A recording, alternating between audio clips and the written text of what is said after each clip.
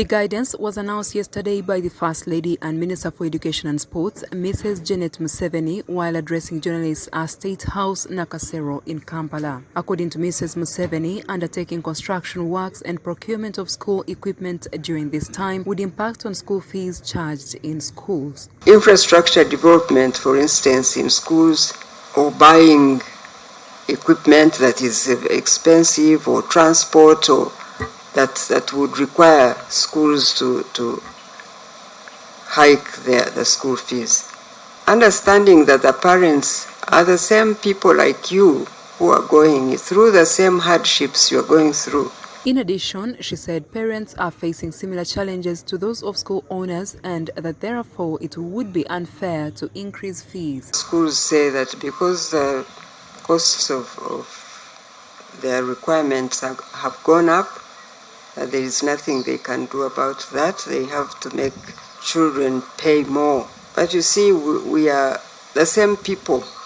The parents also are suffering the same hardships like the schools are suffering. So we have to work together as the same people, feeling for each other, understanding where everybody is coming from. At the moment, Mrs. Museveni urged schools to focus on easier projects that are less expensive to keep the fees lower. Let's try to do with what we have, and what can wait, let it wait, so that we make it easier for children to go to school. However, Mrs. Museveni revealed that the ministry will soon be embarking on the process of consulting stakeholders on the statutory instrument which the ministry has drafted to regulate school fees and other charges in our education institutions of learning. Once the exercise is complete and the instrument is taken through necessary processes, she said the government shall be in a better position on how best to regulate school fees and school charges. Talking about school fees, giving guidelines to schools has not changed the culture of putting up school fees whenever there is an issue at school. So we have been now forced to draft a statutory instrument, and when it is done through the processes of government, we will be able to now give guidelines that must be followed, because we will have had real information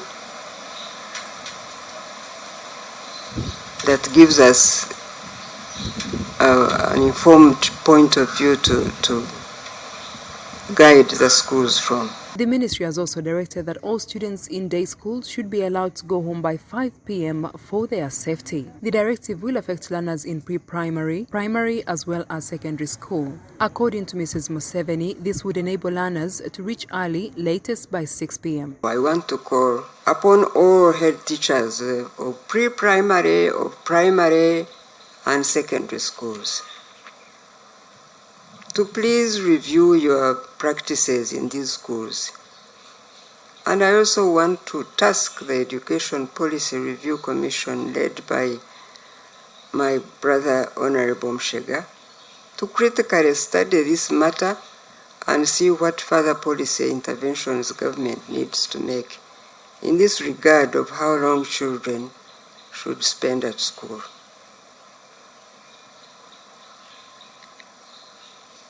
But even before we get to that time, we must agree that children should not be at school after 5:30. Children must be allowed to go home so that they have time to walk to get home before 6 o'clock. Download the app on App Store or Google Play Store now. Vision Digital Experience, the future of media.